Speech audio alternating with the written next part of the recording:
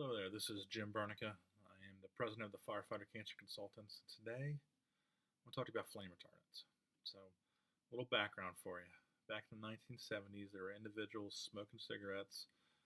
They were falling asleep, catching their furniture, their bed on fire, and they were dying as a result. So, instead of doing something to do with the cigarette, they decided we're going to put these flame retardants, these chemicals, into furniture.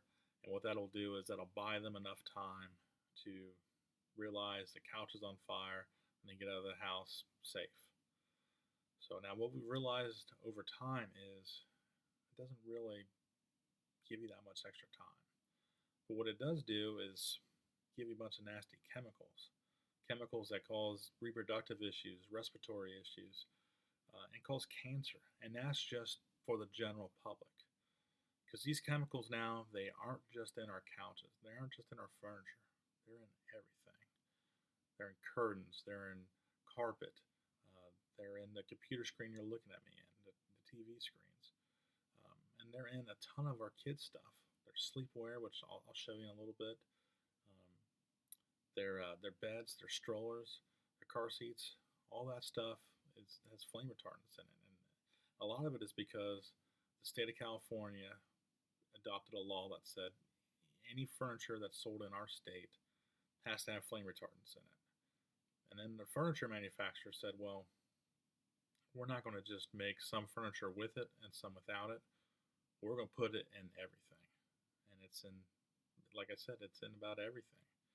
So what we've realized over time, and this really got brought out from the HBO documentary called Toxic Hot Seat, which I really recommend watching. You can actually watch the whole thing now on YouTube. But it kind of just blew up the whole chemical industry and how they're doing things and how there's really not a benefit to this and it just ends up hurting us in the long run. And again, this is just general public people. You know, our families, just a normal person that gets exposed to all this stuff that has issues. Now think about us. Think about us inside a fire where this stuff is off-gassing, where we're absorbing it into our skin. Because remember, our gear doesn't protect us from this stuff. We absorb all this stuff into our skin. And if we're not wearing our mask, we breathe it all in. So, you know, the point is I want to make sure you know, wear your gear, wear it the whole time, wear your SBA the whole time, start to finish.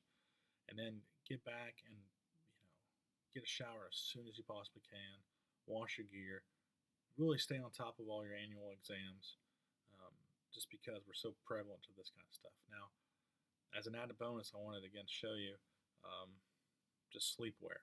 I have little ones at home, so I had sleepers given to me, and some of them were flame resistant. So I wanted to show you, and I just don't let my boys stay in any of those, sleep in any of those. So what you want to look for if you have little ones at home, even grandkids, and this is from Carter's. It says flame resistant. That means it has flame retardants in it. So we don't want to use this. And this is also from Carter's, and it's kind of hard to see. I'm going to try my best. So it's probably hard to see that. But what it says is wear snug fitting, not flame resistant. So again, these are from the same exact store.